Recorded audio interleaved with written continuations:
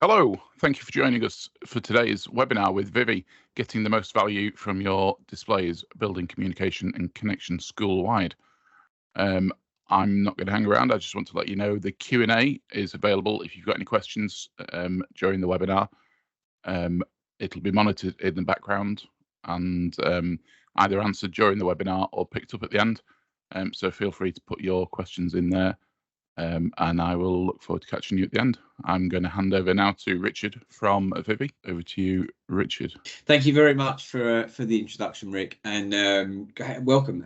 Thank you for joining us this afternoon, ANME members and guests for this webinar. I'm going to share some content with you, which will be the main element of our discussion this afternoon, and I'm going to try and walk you through some areas around what we're finding as a provider in the last couple of years in the UK. Since we came into the UK market, Vivi itself has been operating wireless screen mirroring and digital signage platform globally for the last 7 or 8 years, and a lot of this best practice really is things that we've been testing into the UK and feedback we've been getting from customers that have been early adopters here in the country of our technology.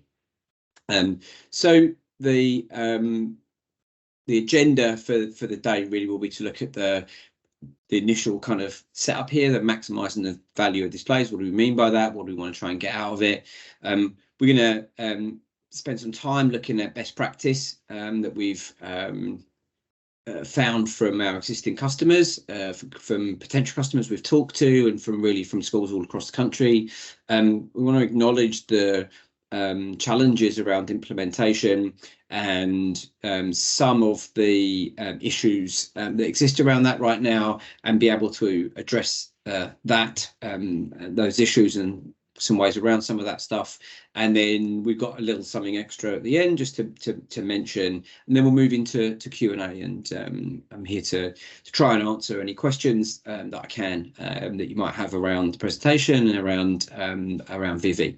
So without further ado, I just want to sort of set a bit of background, a bit of expectation really around what we can actually achieve in 20 minutes to 25 minutes this afternoon. When we're very aware of the fact that every single setup and every single school we've spoken to in the time that Vivi's been operating here in the UK is very, very different. What we found is that displays may be anything from existing overhead projectors, they may be TVs in classrooms, you may be lucky enough to have been invested in or built new facilities in the last few years and been able to put big screens and big panels up in communal areas of the school. So that might be the dining room or in the school hall or the gym, etc. We know that there has been a huge adoption of IFPs, interactive flat panels, over the last 5 to 6 years, pre and post COVID. And those screens are then in classrooms and available. Reception areas typically may have some sort of screen in them, and common areas in the corridors, in the stairways, etc. Lots of schools, lots of you guys will have invested in those types of areas and putting digital displays up there.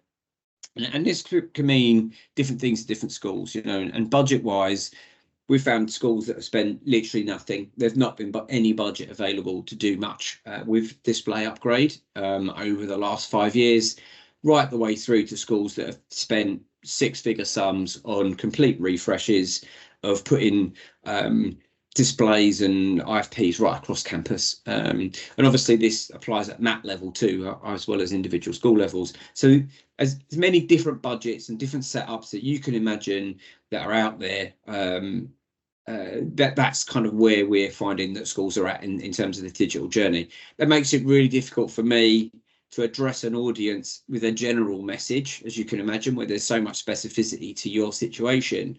But there are some lessons that we've learned, and there are some lessons I think that are pretty universal across schools when it comes to trying to make the most of and trying to maximize the value of whatever estate that you've got in place right now, and making sure that you're able to match your school's values, match your community's aspirations for the kids that are in school with what we're able to do with the screens and with this investment that you've made in this equipment that exists right now. I think a lot of the common problems that we come across with sort of thinking about signage and thinking about how screens are used for signage is that either the equipment itself is quite old or the messaging gets old really very quickly. So if you install something and it's manual and it's incumbent on you as an IT team to go around and update the digital signage in school, there's a challenge of time to be able to do that. And I think we find that with a lot of old, outdated messaging, just goes on a reel once, maybe gets updated once a year, and that's what it spins around. And what that creates is just a poster on the wall, effectively, and you get no value from that signage that's on that screen whatsoever. The second challenge that we come across is that screens are just blank. There was something there. There was something working. It did so a few years ago, and when it broke, no one's been able to fix it, or there's not been the drive to be able to want to fix it. So we find blank screens all over receptions in schools up and down the country. The third big problem is that you're busy. As an IT team, you're getting pulled in all sorts of directions, solving all sorts of problems, and needing to develop all sorts of solutions to support the school's IT development. And that means that something like this potentially gets pushed down the stack when it comes to having to maintain content and the content delivery method that's being used. And the fourth thing then that we come across is that if there is budget, it's typically being spent on upgrading technology in the classroom, upgrading and maintaining existing technology that already exists, things that perhaps has a more direct line to having an impact on outcomes for kids. And what I really want to talk to today is that these sort of common problems can be quite easily addressed with the right type of digital signage solution in place, and that actually the impact on school, the impact on the school's ability to attract new pupils to the school, to retain its staff, can be impacted by the use of really decent signage up and down the school, all over the school. It creates a really different sort of vibe and feel when you've got really decent visuals, updated and fresh around campus. So that's kind of what we want to discuss a little bit.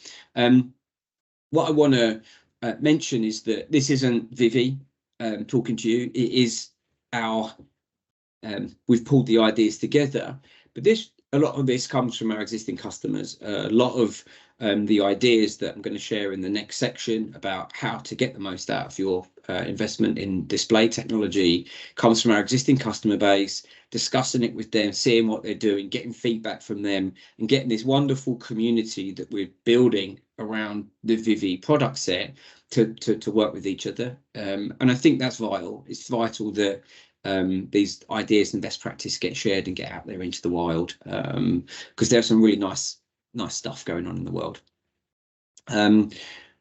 Okay, so I just want to move very quickly on to some, then pull out the highlights really for you, and if you have to go 10 minutes into this presentation or don't fancy the rest of it for whatever reason, this is the one slide that I want you to take away with you really today, about how to think about this stuff.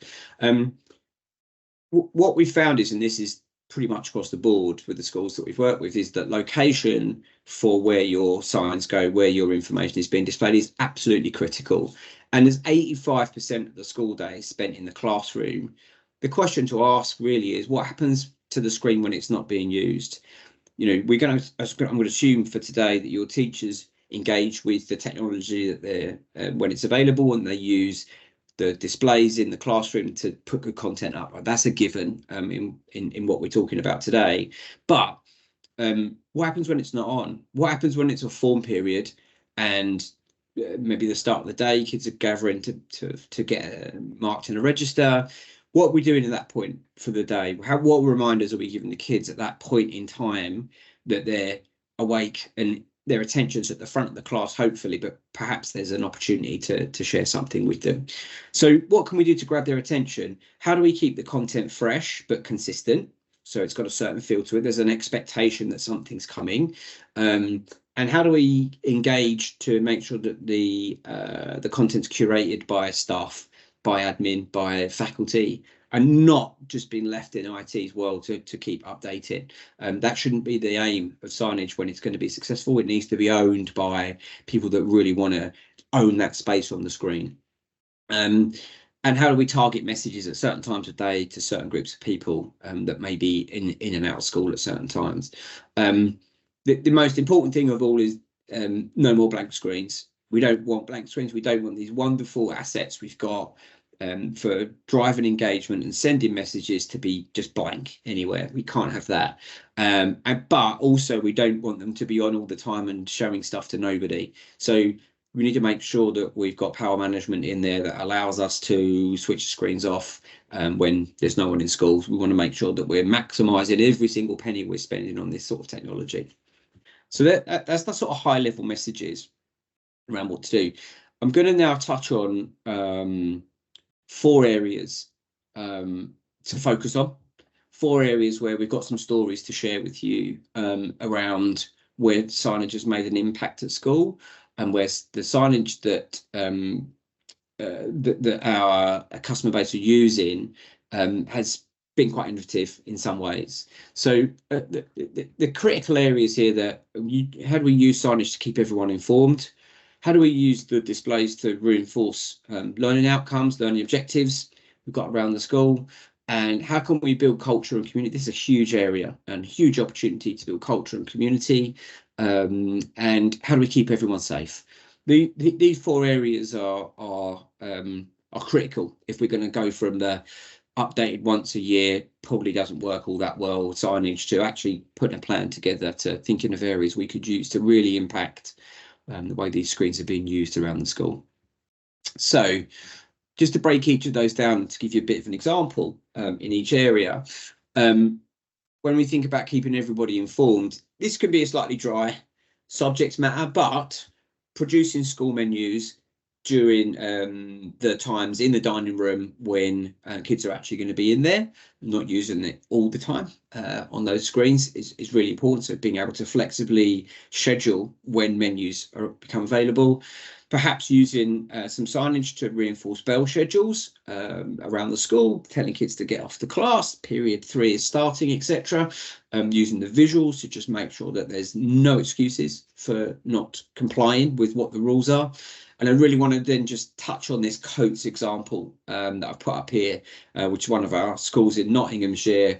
And one of the teachers there tells a story of one of the year 6s wearing a coat, walking through the hallway in the middle of the day, pointing them at the sign and saying, "You've got no excuse for saying you didn't know that coat wearing isn't allowed at this time of day." So absolutely, the signage can back up the messaging for the school and back up the teachers in terms of trying to get the right discipline in place, get the right kind of cadence of behaviours in place that we want to see at school as well. And then obviously if there's events that happen during the day, there's transport delays, if there's bad weather, snow, potentially heavy rain, etc., causing problems around school, that means we can use these devices, use the displays, as well as, and hopefully instead of, probably email to get the message out there that there's been a change to some sort of schedule at school. So it can be regular cadence of things, and it can be stuff that's quite up to date, quite up to that moment, that needs to be communicated through. That will add value to our where we're using our screens. So that's the first piece, is keeping everybody informed. The second area we see a lot of use, and I've got some great examples of, is actually reinforcing learning objectives around the school. So for this touches lots of areas of perhaps use of the library, use of facilities around the school. We've heard about using the boards to encourage take up in certain areas of curriculum as we move into GCSE years, really encouraging, you know, an active interest in history, or an active interest in perhaps languages if there's the need to boost that take up.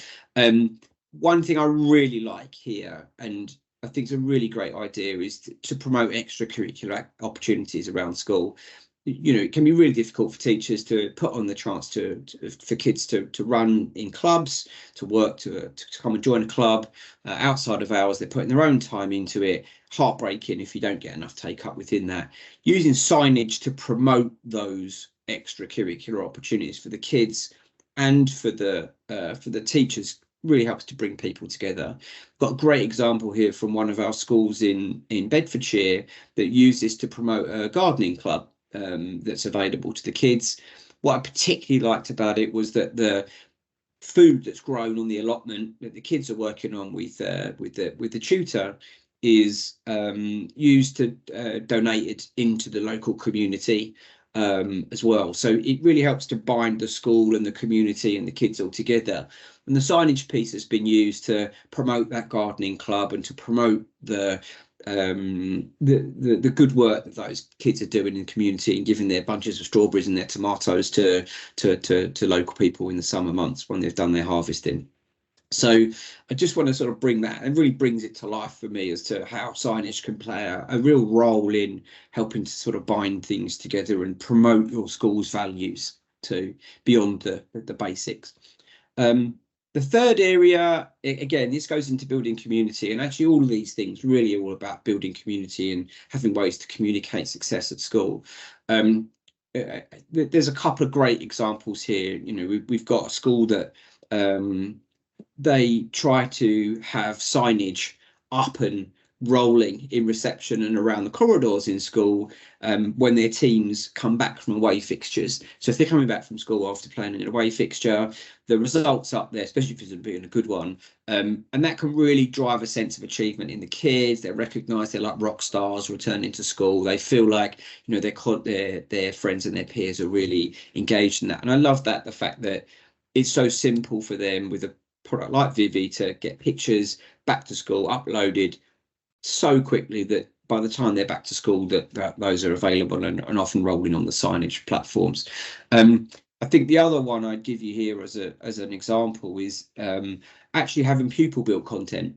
So when the kids are in computing lessons, they're in DT lessons, they're in wherever you fit in art lessons as well, wherever in the curriculum you're fitting in the ability to use digital media to build newspapers, to build artwork, etc. That is used to promote the work of those students in and around the school. So it's not just about sports teams, it's just about musical achievement, it's about artistic achievement, it's about achievement in drama and etc. And I think we've got great examples of where one school in particular has allowed the pupils to take over digital signage in the dining room one day a week at lunchtime. And they have a journalist club, and that club get together and they build the signage with oversight and permission from the school that goes into goes up and into that particular lunchtime, the rolling displays that are shown during that lunchtime piece. And I think that's just another great example of where you can get pretty innovative with the tools and involve the students, involve the staff body to really make an impact and really promote the activities that are going on around school. The last piece, perhaps slightly drier subject, is around keeping everybody safe. You've got these great screens around the school and being able to display health and safety messages, reinforce fire procedures, show evacuation maps if needed, and even integrate your signage with your emergency service, your emergency response tools around school, so that your boards can display nearest exit arrows, etc., in the event that an emergency is triggered. These are areas that Vivi's worked on over the last sort of 7 or 8 years to be able to integrate lots of different systems into Raptor, for instance, into with Vivi to be able to have all these automatic triggers for keeping people safe on campus, There's one other area around this that I think's worth bringing out, that is around wellbeing, help and support. Again, we've got a school up in Sixth Form College in the Nottinghamshire area, Melton Vale, and they have a specific board in their sixth form centre that has a rolling signage, rolling PowerPoint presentation signage piece around mental health. And while they've got fixed notices underneath for the staff they can go to if they feel the need to for assistance, they feel some support is needed. They've also got on the board external support mechanisms. They've got links to the local community and local support where that can be available for them, and ideas on how to help to improve and to manage their own mental health through that critical 16 to 18 period. And that rolls, just that one signage board will always roll that piece for them. So again, being able to schedule and being able to manage this in a really smart way, they've created a little area with some expectation that information is available for the kids there without needing lots of posters and things to be constantly revolved. They're really saving on printing costs and getting the information, keeping information fresh for the kids around their mental health. So those are some of the sort of critical areas that we've touched on there, obviously, around keeping people informed, keeping everybody safe, building culture, building brand, and reinforcing learning objectives. And there's lots and lots of examples across our community of schools where that's being used effectively, which is great. The next section I just want to kind of touch on a little bit is, okay, that all sounds great, Rich, but we're in a position where we're nowhere near being able to do that, and our budgets are extremely limited. What can we do? How can we start to move towards some of these goals? How do we start kind of mapping that out? And the first thing I would do is say, just follow a few steps. I'll put these out there. First of all, you need to select the right sort of solution that's going to support you and your school's community to introduce this type of mindset, first of all, to the school. And those are things like that tool will need to have central management. So you've got IT oversight on everything. We need then delegation of content creation and a simple way for more people to be involved in the creation of content for the school. You're probably going to want some sort of templates to get people started off with that they can then add their specific media into. And they're going to need lots of help from the vendor or the vendor's community that sits around that vendor to just help get started, to share ideas, to be able to figure things out, to get things kind of working in a really smart way. And that's super important. The next thing is really to set out a plan. So what's the objective? What do you want to achieve? How much of the new content you want to get out there can be automated? Who's going to keep that updated? Really try and set out a little bit of a plan to make sure that things are kept fresh, things are kept lively around the signage screens. And how do we make sure that what's in there is outlined in the right way and approved in the correct way? The next set of steps, and I apologise, there's a slight delay between what you're seeing and what I'm talking about. It'll catch up in a sec, I'm sure, is to look at actually the content that you want to put on those screens. And this can be relatively straightforward, or it can have more complex flows to it. But as long as the tool supports your flexible scheduling and your assignment of permissions, you then start to want to think about what can we bring in, what tools, what widgets, what web feeds, what videos, how can we create the right templates in the right way to make the update process as simple as possible. I then think content elements are so critical. Who's going to update? Keep things updated as often as you can. Keep it fresh, as we've said, and then keep innovating. Keep asking questions, ask for feedback. I don't know if you use a weekly or a monthly feedback tool for pupils and staff, but if you do, then slipping in a couple of questions in there around, did you notice the signage? Is it helping? Are you enjoying it? Is there stuff that you're seeing? We're trying to get some feedback from the community about how things are going. I think it's really important to keep trying new things, keep it fresh, as we keep saying. So finally, I've got one more thought here. We've mainly concentrated on what to do outside of teaching with the screens that you have available across your campus, across your mat even. The other thing just to quickly touch on is actually the teaching. facility itself, the teacher, the ability for the teacher to have wireless screen mirroring, to be able to be free in the class to teach when they want, how they want, and to engage students as much as possible with their learning content. And where possible, for students to be able to share their work up to the screen, for them to be able to be celebrated in class with their peers as they're doing great work, and being able to be shared and celebrated in individual lessons too. I think when you start to bring those things together, you're really squeezing every single sinew for value in terms of what you can do with that display technology that you've invested in. So some of you probably so heavily over the past, and will continue to invest in that display technology. If you can do those things in a really smart way, bringing the signage together, bringing perhaps that teaching piece in as well, and think about wireless screen mirroring alongside really good signage, I think you're starting to see the absolute maximum impact we can make with the displays.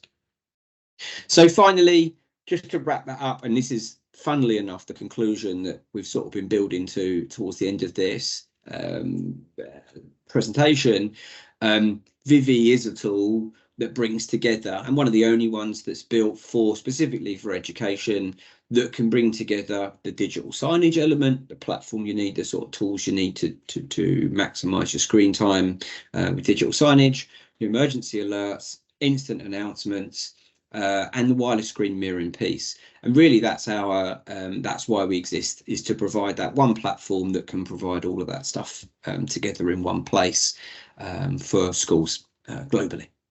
So with that in mind, and sort of come to the end of my content here, I'd like to just open up if there is an opportunity, if anyone has any questions that they'd like to ask at this point in time. I'll throw it to Rick, I think, to let me know if there are any questions at all.